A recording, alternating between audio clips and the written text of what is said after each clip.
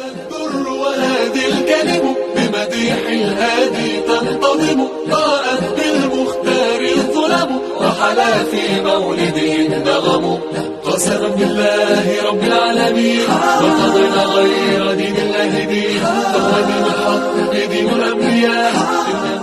بسم اللہ الرحمن الرحیم. سورۃ النساء آیت نمبر 12. اس کا تیسرا حصہ ہے. اس حصے میں ماں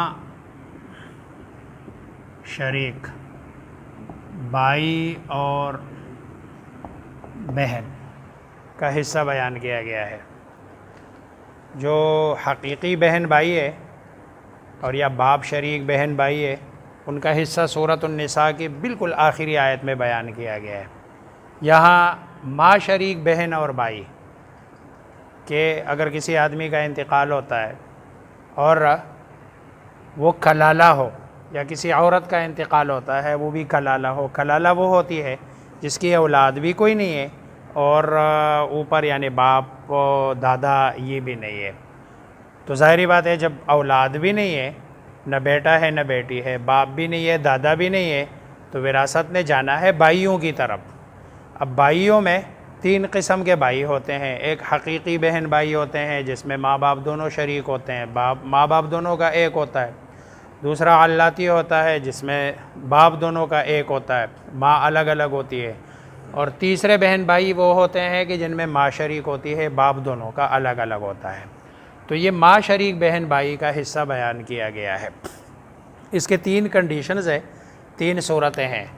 پہلی صورت یہ ہے کہ اگر یہ جو ماں شریک بہن بھائی ایک ہو، چاہے بہن ہو چاہے بھائی ہو، لیکن ہو وہ ایک، تو اس صورت میں ان کا کل وراثت میں 1/6 حصہ ملتا ہے، ان کو سدس ملتا ہے. اور اگر یہ 2 یا 2 سے زیادہ ہو، یعنی 2 یا 2 سے زیادہ ہو، تو اس صورت میں کل مال میں ان کا 1/3 یعنی ثلث ان کا حصہ ان کو دیا جاتا ہے. لیکن یہ تب ہوتا ہے کہ جو فوت شدہ آدمی ہے وہ کلالہ ہو، اور کلالہ وہ ہوتا ہے کہ جس کا بیٹا بھی نہ ہو، بیٹی بھی نہ ہو، پوتا بھی نہ ہو، پڑپوتا بھی نہ ہو، یعنی اولاد بھی کوئی نہیں ہے، باپ دادا ان میں سے بھی کوئی نہیں ہے.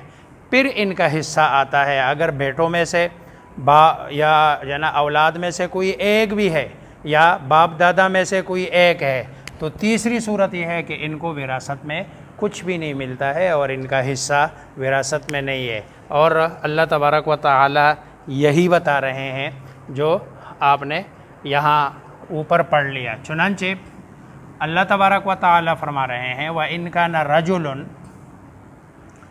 اگر ہو، اور ان اگر کانا ہو، رجلن آدمی، او امرأتن یا عورت. کون سا مرد اور کون سا عورت؟ یورث، جس کا وارث بنایا جا رہا ہے، یعنی میت فوت شدہ بندہ. کیا ہو؟ کلالتن، کلالہ. کلالہ کا اردو میں کوئی خاص لفظ نہیں ہے، کلالہ ہی کہتے ہیں، لیکن ڈیفینیشن اس کی یہ ہے کہ کلالہ وہ مرد یا عورت ہے کہ جس کی اولاد نہ ہو اور آباء و اجداد میں سے کوئی بھی بندہ نہ ہو، تو اس کو عربی میں کلالہ کہتے ہیں. تو اگر کوئی آدمی ایسا ہو یا کوئی عورت ایسی ہو کہ جو کلالہ ہو اور اس کا کسی کو وارث بنایا جا رہا ہے، تو اس صورت میں وَلَهُ أَخٌ، اور لہو اس کا ہو، اخن بھائی، او یا اختن بہن. اور یہ میں نے کہا کہ یہ ماں شریک بھائی بہن بھائی ہے، کیونکہ جو باپ شریک ہے اور یا حقیقی ہے، ماں باپ دونوں شریک ہے، اس کا حکم سورہ نساء کے بالکل آخری آیت میں یستفتونک فی الکلالہ والی آیت میں آ رہا ہے.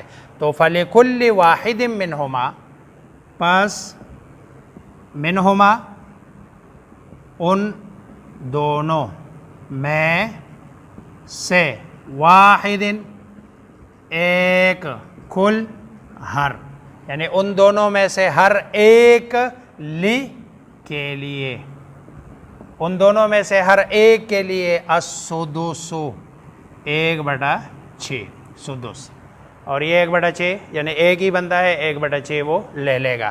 لیکن فَإِن كَانُوا أَكْثَرَ مِن ذَلِكَ، پس اگر کانو وہ ہو اکثر زیادہ، من ذالک اس سے یعنی ایک سے، تو پھر فہم پس وہ سارے شرکاء شریک ہوں گے فی الثلث 1/3 میں، یعنی تہائی میں، گویا کہ کل مال کا تہائی ان کو دے دیا جائے گا اور اس میں یہ شریک ہوں گے۔ اچھا، یہ واحد جگہ ہے جہاں مذکر مؤنث کا فرق نہیں ہے، جتنا مذکر کا ہے، یعنی اگر 2 بہن بھائی ہے، 3 بہن بھائی ہے، ان میں کچھ مذکر ہے کچھ مؤنث ہے، تو جو ماشریک بہن بھائی ہے اس میں شریعت کا جو اصول ہے کہ مذکر کو دگنا اور مؤنث کو اس کا آدھا دیا جائے، وہ نہیں چلے گا، اور اس کی وجہ یہ ہے کیونکہ یہاں میت کے ساتھ جو اس کا رشتہ ہے وہ خاتون کے واسطے سے ہے،